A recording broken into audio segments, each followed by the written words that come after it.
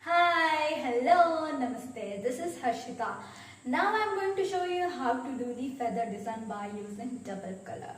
I use black and silver. You can use whichever color you want. So let's start. For today's nail art, I am going to use one silver color paint and black color paint and remover and cleaning brush and toothpick.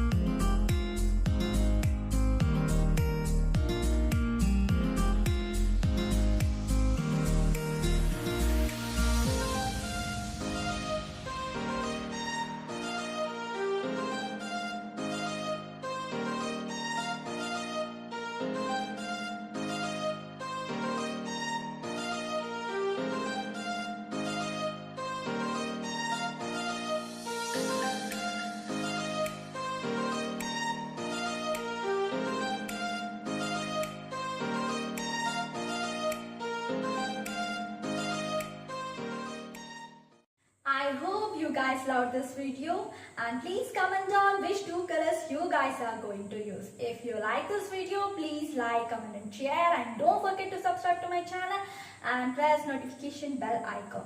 Namaste.